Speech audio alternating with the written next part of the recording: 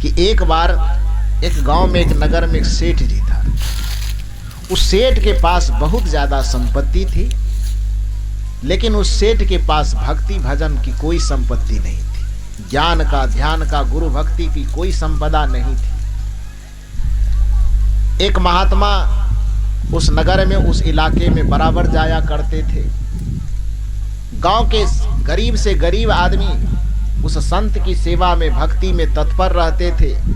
पूरे गांव वाले लोगों ने कहा कि गुरुदेव, पूरे गांव के लोग आपकी सेवा में आते हैं, आपका सत्संग सुनने आते हैं, आपकी भक्ति करते हैं, और जिससे सब तृप्त है, सब शांत है, सब सुखी है। लेकिन इस गांव में, इस नगर में एक सेठ है। धन संपदा से तो परिपूर्ण है, लेकिन भक्ति से भिखारी है। ज्ञान के मामले में भिखारी है, आत्मधन के मामले में भिखारी है।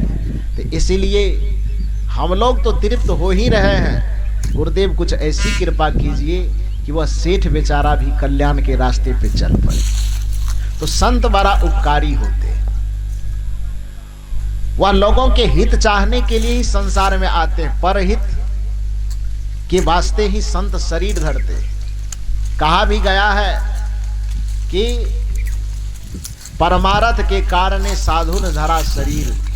परमार्थ करने के कारण, दूसरे का हित करने के कारण, दूसरे का उपकार करने के कारण ही संत शरीर धारण करते हैं। तो गांव के सभी लोगों ने जब हाथ जोड़ करके संत से निवेदन किया कि सब लोग तो अपना तृप्त हो रहे हैं सत्संग सुन करके, ज्ञान भक्ति वैराग्य में लग करके, लेकिन एक सेठ जी हमारे गांव में हैं, धनवान तो बहुत ज़्यादा है, जमीन जायदाद बहुत ज़्यादा है, पैसा प्रतिष्ठा बहुत ज़्यादा है, लेकिन घमंड के कारण, पैसे का घमंड, पद का घमंड, जमीन जायदाद का घमंड, ऐश्वर्य का घमंड इतना है कि वह भक्ति भजन से कोई लगाव नहीं रखता, संत से, गुरु से कोई लगाव नहीं रखता।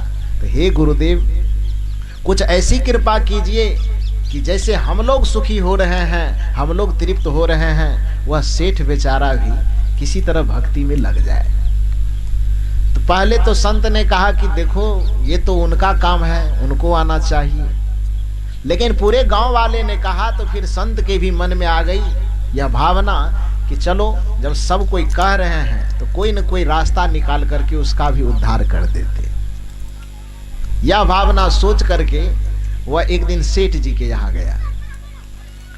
और अब तो कोई न कोई रास्ता ही खोजना पड़ेगा ना, एकाएक तो जाके कहेगा नहीं कि आपको दीक्षा ले लेना है, कि सत्संग कीजिए, भजन कीजिए। कोई न कोई तरकीब लगाना पड़ेगा, कोई न कोई योजना बनानी पड़ेगी। तो महात्मा जी एक रणनीति तैयार की, दिमाग में एक नक्शा बनाए कि ऐसे ऐसे इसको बोध देना है, इस तरह से उसको ज्ञान देना है। और योजना बना करके वह महात्मा क्या किया, चला गया सेठ जी के पास और सेठ जी को कहा कि सेठ जी, इस इलाके में हमें धर्म का प्रचार करना है, भक्ति का प्रचार करना है। सुना हो कि आपके पास बहुत ज़्यादा मकान है, बहुत ज़्यादा कमरे हैं, तो एक कमरे में हमको रहने के लिए दिया जाए और उस कमरे में रह करके रात में विश्राम करूँगा और दिन भर इलाके में जा करके धर्म का प्रचार करूँगा, सत्संग करूँगा, भक्ति कथा करूँगा। सेठ ने कहा कि ठीक है, मकान तो मिल जाएगा, कमरा मिलेगा, लेकिन उसका भाड़ा लगेगा। संत जी ने कहा कि अरे धर्म प्रचार करना है, ज्ञान भक्ति का प्रचार करना है, आपके पास इतने रुपए पैसे हैं, इतना मकान दुकान, इतने ऊंचे नाम, इतना ऊंचा खानदान, और एक संत से धर्म प्रचार करने के लिए पैसा लीजिएगा? लोग तो चंदा देते हैं, आप पैसा कैसे लीजिएगा? सेठ जी ने कहा कि मेरा नाम सेठ है, और सेठ आदमी बिना वो नाम और गाम के कारण हम सेठ नहीं है, पैसा मेरे पास है इसीलिए हम सेठ हैं। तो हम सब चीज दे सकते हैं, सब चीज छोड़ सकते हैं, लेकिन पैसा नहीं छोड़ सकते। धर्म प्रचार करना है या कुछ भी करना है, उससे मतलब नहीं है। आप कमरे में रहेंगे तो 1 महीना रहना है तो 1 महीने का किराया लगेगा। महात्मा जी ने कहा चलो दे देंगे, और उस कमरे में रहने लगा। हालांकि उसको कमरा में रहना होना था नहीं, वो तो उसको ज्ञान देना था, जिसके कारण से कहा कि ठीक है रह लेंगे। तो रह गया वो, जाकर के कमरे को झाड़ पोछ किया गया, उसमें रह गया वो। जितना में भाड़ा दोनों के बीच में तय हुआ होगा कि 1 महीना रहना है, 1 महीना के बाद भाड़ा दे दिया जाएगा।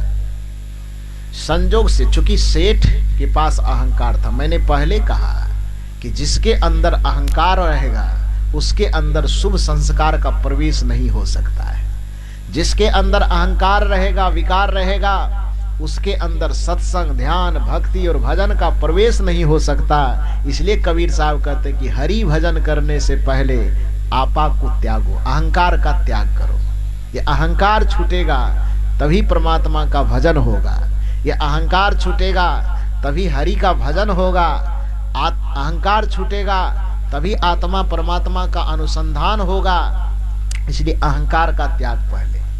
सेठ जी के पास हर चीज का अहंकार था, तो भक्ति तो सीधे कैसे प्रवेश करे। गुरु देना भी चाह रहे हैं फिर भी वह नहीं ले पा रहे हैं, क्योंकि कोई भी चीज जब दिया जाता है तो लेने के लिए पात्र का खाली होना आवश्यक है। कल्पना कीजिए कि आपके पास एक बर्तन हो, जिस बर्तन में पहले से आप कंकर, पत्थर, बालू, मिट्टी भर करके रखे हैं।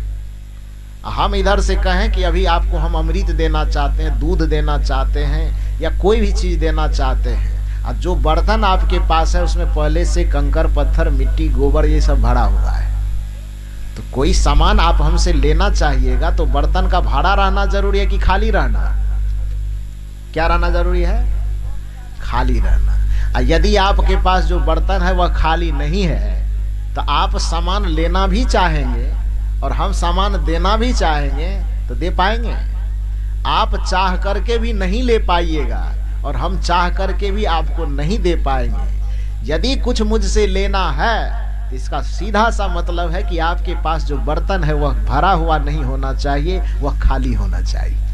ठीक उसी प्रकार से आपका हृदय यदि विकार से, आपका हृदय यदि अहंकार से, आपका हृदय यदि अज्ञानता से, विषय से, प्रपंच से यदि भरा हुआ है तो मंच के माध्यम से हो या गुरु अपने साधना के माध्यम से यदि आप में भक्ति, ज्ञान, धर्म का प्रवेश करवाना भी चाहेगा तो वह नहीं हो पाएगा। इसलिए संत कहते हैं कि आपा तजो, पहले अहंकार का त्याग करो, जो भरा हुआ है उसको निकालो। आपा तजो, उसके बाद हरि भजो, तब आप हरि का भजन करो, सदगुरु का भजन करो, आत्मा और परमात्मा का भजन करो। आपा तजो हरि भजो, नख सिख तजो विकार, सब जीवन से निर्वैर रहो, साधु मता है सार। सदगुरु कबीर कहते हैं कि सत्संग का सार यही है, साधु मत का सार यही है। तो वो सेठ जी के अंदर धन का, पद का, रूप का, जवानी का, ऐश्वर्य का, सब चीज का अहंकार भरा हुआ था। तो महात्मा जी वो ज्ञान देना भी चाह रहे तो उसके अंदर ज्ञान जाएगा कैसे? उसने कहा कि आप धर्म प्रचार कीजिए कि भक्ति प्रचार कीजिए, कुछ भी कीजिए, लेकिन आपको कमरा मिलेगा तो 1 महीने का भाड़ा लगेगा। महात्मा जी ने कहा चलो भाड़ा दे दिए, रहने दो, रहने दिया गया। लेकिन महीना भर गुजर जाने के बावजूद भी सेठ जी पर कोई प्रभाव नहीं पड़ा, क्योंकि भरा हुआ है पहले से, खाली है ही नहीं तो भक्ति जाएगा कैसे? कितना भी सत्संग, धर्म, कथा सुनाने के बावजूद भी उसके अंदर बातें नहीं समझ में आ रही। अंत में महात्मा जी को लगा कि अब रणनीति में कुछ चेंजिंग करना चाहिए, बदलना चाहिए रणनीति को। इस रणनीति से बात नहीं समझ में आ रही तो रणनीति थोड़ा दूसरा बदलते हैं। और दूसरा रणनीति बदलने के बाद अभी 25 दिन ही हुआ था कि महात्मा जी अपना झोला झंडा समेटे और कमरे से निकल करके चल दिए। सुबह सुबह सेठ जी जगे तो प्रत्येक दिन सेठ जी जाकर के चेक करता था। जब नींद खुलती थी ना तो आंख खुलने के बाद सबसे पहले वो महात्मा जी के कमरे के पास जाए, चेक करे कि महात्मा जी है कि कहीं भाग उग तो नहीं गया है बिना भाड़ा दिए हुए। तो सब दिन चेक करता था। आज भी 25 दिन बीत गया, 26वां दिन है। सेठ जी जगे, आंख खुलते ही टहलते टहलते महात्मा बोलिए सदगुरुदेव की। तो मैं कह रहा था प्रत्येक दिन वह सेठ जी महात्मा के कमरे तक पहुंचता था। आज 25 दिन बीत गया, 26वां दिन शुरू हुआ। सेठ जी जगे और सबसे पहले आंख मलते मलते वो महात्मा के कमरे तक गए। हाय कि भाग गया देखने के ख्याल से। तो वहाँ जैसे जाते हैं तो देखा कि कमरे के अंदर कोई बैग, कोई लाठी कमंडल कुछ भी नहीं है और महात्मा भी नहीं है। सेठ को लगा कि सेठ जी भाग गए और सचमुच में महात्मा जी घर से निकल गए थे। दौड़े दौड़े गया। अब महात्मा तो तेजी से जा नहीं रहा था क्योंकि उसको जाना तो था नहीं, उसको तो कुछ शिक्षा देनी थी। तो धीरे धीरे कदम बढ़ा रहे थे और सेठ जी को तो पकड़ना था, भारा लेके भाग रहा है। तो तेजी से दौड़ते हुए जा रहा था। जाते जाते जाते जाते 1 किलोमीटर आगे गया होगा कि महात्मा जी पकड़ में आ गया। और महात्मा जी से सेठ जी का सुनिए सुनिए सुनिए। महात्मा जी तो पहले से सुनना चाह रहे थे। पलट के देखे क्या बात है। कहा पहले बैठिए, यहाँ बगल में झोला झंडी रखा। कहा महात्मा होके झूठ बोलते हैं। आप 1 महीना के लिए कमरा भाड़ा पर लिए और 1 महीना पूरा भी नहीं, भाड़ा दिए भी नहीं और यहाँ से निकल करके चल दिए। झूठ क्यों बोलते हैं? महात्मा ने कहा कि देखो जी, हम लोग साधु महात्मा है।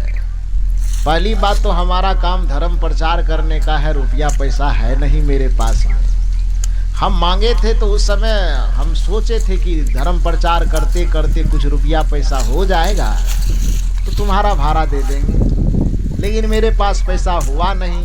हम तो अलग से कोई खेती गृहस्थी कुछ करते हैं नहीं, तो पैसा कहाँ से दें। इसलिए लज्जा के कारण हम छोड़ करके, भाई इसमें झूठ बोलने का सवाल नहीं है। पैसा रहता तो जरूर दे देते, पैसा था नहीं और मुझे लगा कि तुम परेशान करोगे, इसीलिए सवेरे सवेरे मुंह छुपा करके हम निकल के आ रहे हैं। सेठ जी ने कहा कि मुंह छुपा के निकलिए कि कुछ कीजिए, उससे मतलब नहीं है। या तो आप भाड़ा दीजिए या आप चलिए, आपसे कुछ मेहनत करवाएंगे, खेती गृहस्थी करवा करके चुकाइए। सबसे पहले कुदाली चला करके मुझे भाड़ा चाहिए।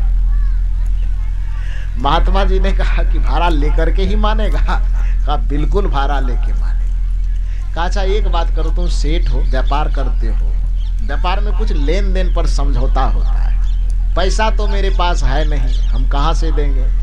और यदि अपने खेत में दुकान में हमसे काम करवाओगे तो तुम्हारी जो इतनी नाम प्रतिष्ठा इज्जत है, दुनिया के लोग तुम पे हंसेंगे कि एक महात्मा से काम करवा रहा है, खटवा रहा है, तुम्हारी बेइज्जती होगी। तो कुछ ऐसा काम करो कि तुम्हारा भी काम निकल जाए, बेइज्जती भी ना हो, पैसा तो हम दे नहीं पाएंगे। एक काम हो सकता है।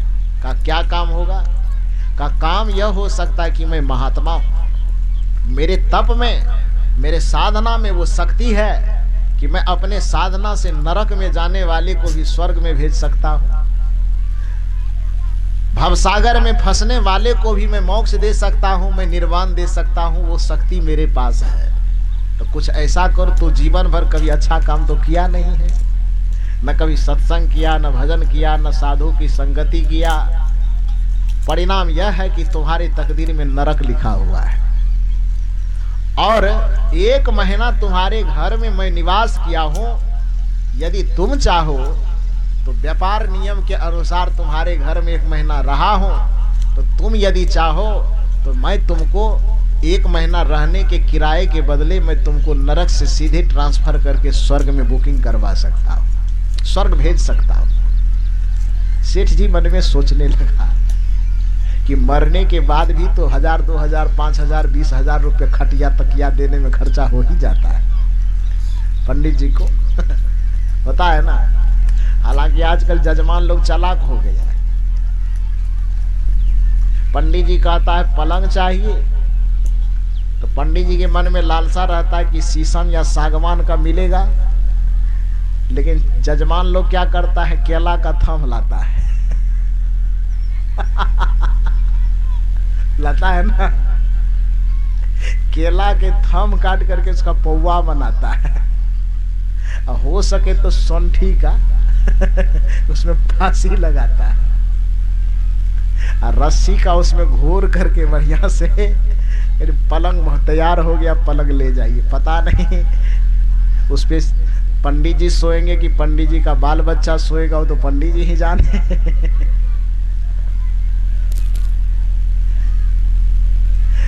पंडित जी मांगते हैं कि मुक्ति बैतरणी पार करने के लिए फूली वाला लोटा चाहिए, तो उसके मन में कल्पना होती है कि 1 सवा सेर पानी अटने वाला लोटा देगा, लेकिन जजमान इतना तेज हो गया कि इतना छोटा लोटा खरीद के लाता है कि उंगली भी घुसाएगा तो बढ़िया से नहीं घुसेगा उसमें। तो जजमान लोग आजकल तेज हो गया। तो सेठ जी मन में सोचा कि नरक से स्वर्ग जाने के लिए किसी से मंत्र जंतर भी पढ़वाएंगे करेंगे तो उसमें भी 10-15 हजार रुपए का खर्चा लग जाएगा। और ये महात्मा गारंटी दे रहा है कि 1 महीना आपके घर में मैं निवास किया हूं, तो किराए के बदले में मेरी तपस्या से आप अपना स्वर्ग का टिकट बुकिंग करवा लो। मरोगे तो नरक नहीं जाने देंगे, तुमको स्वर्ग जाने देंगे। व्यापार करने वाला आदमी तो तोल भाव करता ही है ना। दिमाग से तौल भाव करते करते करते सेठ जी को लगा कि बड़ा सस्ता सौदा है, 21 रुपए में यदि बैतरणी पार हो जाए तो क्या दिक्कत है। कहा ठीक है महाराज, आप जाइए और स्वर्ग का टिकट मेरा बुकिंग कर दीजिए। सेठ जी ऐसा कह करके महात्मा जी भी आगे निकल गए और सेठ जी धीरे धीरे लौट करके अपने घर आए। घर जैसे ही आ रहे थे तो घर के गेट पर ही सेठ जी की सेठानी जी खड़ी थी। तो सेठ 1 शेर तो सेठानी 1.25 शेर।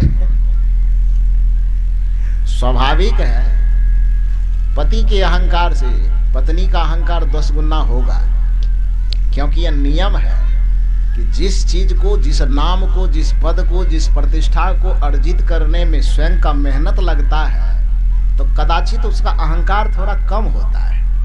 और बिना परिश्रम के ही यदि पद मिल जाए, बिना पसीना चुबाए हुए ही यश प्रतिष्ठा मिल जाए, नाम मिल जाए, शोहरत मिल जाए, तो फिर वहां अहंकार होना स्वाभाविक होता है। बहुत सारे ऐसे पद हैं जो पत्नी को अनायास मिल जाते हैं। जैसे पति पढ़ लिख करके 10 साल 20 साल 25 साल मेहनत करके बेचारा परीक्षा दिया, मास्टर साहब बने। अब पत्नी को मास्टरनी बनने में कितना देर लगता है? मास्टर साहब बनने में 10-20 साल की मेहनत लगता है ना। अब मास्टरनी बनने में, तो मास्टर के पत्नी है तो मास्टरनी तो हो गई, उसको पढ़ने की क्या जरूरत है। मुखिया बनने के लिए दरवाजे दरवाजे भटकना पड़ता है, सबके पैर में झुकना पड़ता है, बहुत साम दाम दंड भेद लगाना पड़ता है, तब जाकर के मुखिया जी बन पाते हैं। अब मुखियन बनने में कितना देर लगता है? मुखिया जी की पत्नी है तो मुखियन हो गई, डॉक्टर की पत्नी है तो डॉक्टरनी हो गई ना। तो डॉक्टर बेचारा बना है तो डॉक्टर बनने का जितना घमंड इसको नहीं होगा तो उससे ज्यादा घमंड डॉक्टरनी साहब को होगा कि नहीं होगा? सेठ जी को सेठ बनने में बहुत तिक्रम करना पड़ा होगा, लेकिन सेठानी को क्या तिक्रम, वो तो सेठ जी की पत्नी है तो सेठानी हो गई। तो स्वाभाविक है कि उसका अहंकार थोड़ा सेठ से भी ज्यादा होगा। सेठ जी महात्मा जी से डील करके, महात्मा जी से बातचीत करके लौट करके आ रहे थे। सेठानी दरवाजे के गेट पर मुंह लटकाए खड़ी थी। देखा कि सेठ जी मुस्कुराते मुस्कुराते आ रहे हैं। सेठानी पूछी, महात्मा पैसा दे दिया क्या? सेठ जी कहते हैं पैसा तो नहीं दिए, वहां भी हम अपना व्यापार वाला दिमाग लगाए। अरे भाड़ा देता भी तो 100 रुपये देता, और क्या देता।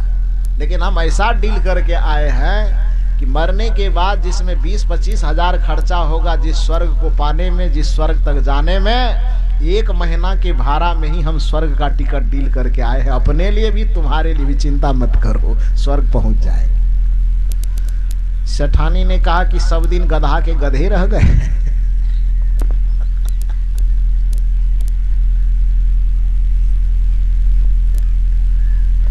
बुरा मत मानिएगा आप लोग। इन लोगों के नजर में आप लोगों का वैल्यू वही है। सेठानी ने कहा कि सब दिन गधा के गधे रह गए। आप वहां पर जाकर के आखिर उसने आपको कह दिया कि स्वर्ग भेज दे, क्या गारंटी है कि उसके पास पावर है? कोई पहचान दिया है? कुछ दिया है आपको, उसके एग्रीमेंट जो हुआ आप दोनों के बीच में, तो उसकी कुछ निशानी मिली है आपको। मरने के बाद आप यहाँ से जाएंगे तो कैसे पहचानेगा कि ये सेठ जी है, ये सेठानी जी है? कुछ तो प्रमाण होना चाहिए ना। वो प्रमाण लेकर के आए, सेठ जी माथा खुजलाने लगा कि ये तो प्रमाण तो लिए नहीं। सेठानी ने कहा जाइए दौड़ करके, अभी ज्यादा दूर नहीं गया होगा। सेठानी के कहने पर सेठ जी फिर दौड़ करके गया। अब दौड़ते दौड़ते दौड़ते दौड़ते गया, फिर सेठ जी को पकड़ा, ये महात्मा को पकड़ा और महात्मा से कहा कि महाराज, आप तो सीधे हमको बेवकूफ बना करके जा रहे थे। महात्मा ने कहा क्या हुआ? कहा वो तो सौभाग्य मनाइए कि हमारी सेठानी थोड़ा बुद्धिमान है। हमारी तो बुद्धि काम नहीं की, लेकिन सेठानी का बुद्धि काम कर गई कि आप कह तो दिए कि स्वर्ग जाना है, स्वर्ग भेजना, हमको भी जाना है, लेकिन एग्रीमेंट जो हम दोनों के बीच में हुआ है तो उसकी कुछ पहचान तो होनी चाहिए ना। वो पहचान तो आप दिए नहीं। जब यहाँ से जाएंगे तो आप जानिएगा कैसे कि यही सेठ जी है जिसका भाड़ा हमारे पास है? इसके पहचान के लिए कुछ निशानी चाहिए। महात्मा जी ने कहा कि देखो वो स्टाम्प वगैरह बना करके तो नहीं दे सकते हैं, निशानी कुछ लेना। अपना झोला में हाथ दिया और झोला में से हाथ निकाल करके देखा तो एक सुई हाथ में आया। सुई, कपड़ा उपड़ा सीने वाला सुई लिया। महात्मा जी ने कहा कि देखो ये मेरी सुई है, इसका मैं प्रयोग बहुत दिन तक किया हूं, इसलिए सुई को मैं जानता हूं कि ये मेरा ही सुई है, मेरी ही सुई है। ये सुई तुम ले जाओ, आधा इसमें से तोड़ करके तुम सेठानी को दे देना और आधा तुम रख लेना। और जब मरने के बाद तुम आओगे इस दुनिया से, जमराज के पास, धर्मराज के पास हम बैठे रहेंगे, वहीं पर मेरी गद्दी लगी रहती है। और जब इस संसार से तुम जाओगे, वहां जाने के बाद तो तुम दोनों का कर्म ऐसा है कि सीधे नरक जाओगे, मुझे पता है। हम पढ़ रहे हैं तुम्हारे मस्तक को, और मुझे पढ़ने के बाद पता चल रहा है कि तुम सीधे नरक जाओगे। तुम्हारा खाता वही यही बता रहा है। तो जैसे ही तुमको नरक भेजने लगेगा, ये सुई तुम मुझको दिखा देना।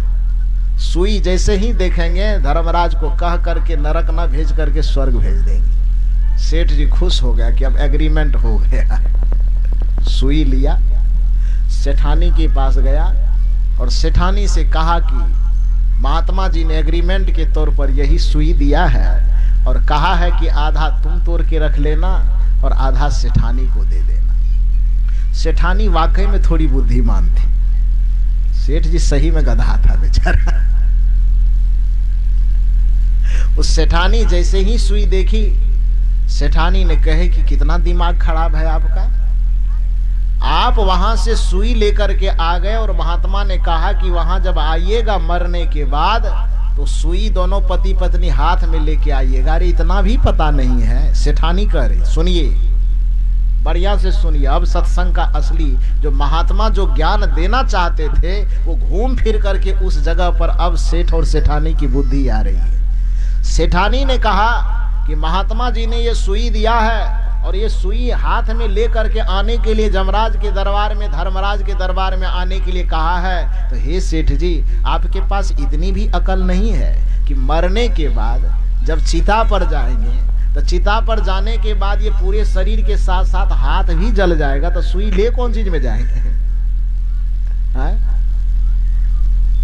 जब मरने के बाद ये शरीर जलेगा ना, ये शरीर जमराज के यहाँ नहीं जाएगा, ये शरीर धर्मराज के दरबार में नहीं जाएगा, वहां केवल आत्मा जाती है, आत्मा के साथ उसका संस्कार जाता है। तो सेठानी कहती है, सेठ जी कि महात्मा जी के पास से जो आप ये सुई लेकर के आए हैं, आप बताइए सुई ले जाने के लिए हाथ चाहिए? कहा हाथ चाहिए। कहा जब शरीर छूटेगा, शरीर छूटने के बाद हिंदू धर्म के रीति रिवाज के अनुसार चचड़ी फचड़ी पर लेटाएगा, चिता पर ले जाएगा और चारों तरफ से आग लगा करके इस पूरे शरीर को खाक कर देगा। तो जब शरीर खाक ही हो जाएगा और शरीर के साथ साथ हाथ ही जल जाएंगे, तो फिर सुई ले कैसे जाएंगे वहां पर? महात्मा जी फिर ठग लिया है, जाइए फिर पकड़िए महात्मा जी को। सेठ जी तीसरी बार दौड़ते दौड़ते जाते हैं और महात्मा जी से कहा कि महाराज आप महाधूर्त आदमी हैं, ये हमको तो चकमा दे रहे, वो तो सेठानी हमको सिखाती है जो आपके चाल को हम पकड़ रहे हैं। और महात्मा जी को तो मजा आ रहा है, वो समझ रहा है कि हम असली पॉइंट पर जहां लाना चाहते हैं इसको असली पॉइंट पर ये आ रहा है। महात्मा जी को कहा कि महाराज आप महाधूर्त आदमी, हम तो सोचे कि हम सेठ हैं, हम ही तिकड़म करने वाले, हमसे ज्यादा तिकड़मबाज तो आप निकल गए। अब बताइए ये सुई जो एग्रीमेंट के तौर पर आपने दिया है, अनुबंध के तौर पर, कि जब आप इस दुनिया को छोड़ करके आइएगा तो ये सुई आधा आप और आधा आपकी पत्नी लेकर के आइएगा।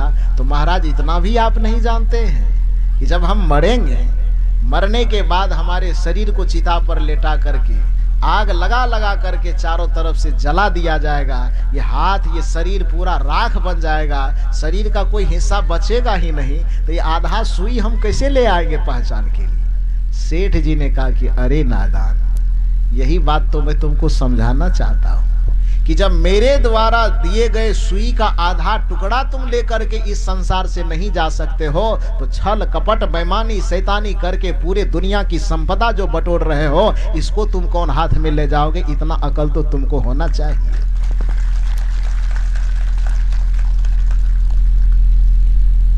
खाने के लिए यदि जमा करते हो तो खाने के लिए इतना जमा करने की क्या जरूरत है? पहनने के लिए ही यदि जमा करते हो, अर्जित करते हो, तो पहनने के लिए इतना तिकड़म करने की क्या जरूरत है? पहनने में जितना लगता है वो भक्ति करके भी, साधना सत्संग भजन करके भी खाने के लायक कमाया जा सकता है। साधना भक्ति भजन ज्ञान ध्यान करके भी पहनने के लायक कमाया जा सकता है। साधना भक्ति भजन करके भी, गुरु भक्ति करते हुए भी जीवन जीने के लायक जीविका के सामग्री अर्जित किए जा सकते हैं। मकान बनाए जा सकते हैं, जमीन खरीदी जा सकती है, कपड़े खरीदे जा सकते हैं, इतने धन तो कमाया जा सकता है। तो यदि इस संसार में जीवन जीने के लिए ही यदि कपड़ा चाहिए, इस संसार में जीने लायक ही यदि भोजन चाहिए, इसी संसार तक रहने के लिए यदि भवन चाहिए, तो वह आदमी सत्संग भजन करते हुए भी कर सकता है। तो संसार की संपदा जमा करने के लिए भक्ति को क्यों छोड़ देते हो? संसार की संपदा जमा करने के लिए ध्यान क्यों छोड़ देते हो?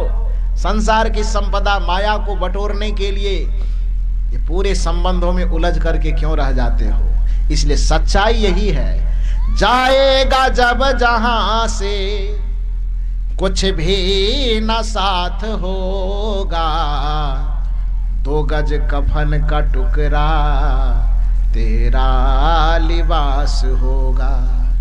ये 2 गज कफन का टुकड़ा तेरा लिबास होगा। तो जब इस संसार के समस्त ऐश्वर्य को बटोर लेने के बावजूद भी, इस संसार की निगाह से बहुत बड़ा धनवान हो जाने के बावजूद भी, जो भक्ति का धन नहीं कमाता है, जो ज्ञान का धन, जो ध्यान का धन, जो सत्संग का धन नहीं कमाता है, वह इस संसार से जब जाता है तो इस संसार में भले ही वह कितना बड़ा सेठ हो जाए कि धनवान हो जाए, उस लोक में जाने के बाद वो महाभिखारी हो जाता है।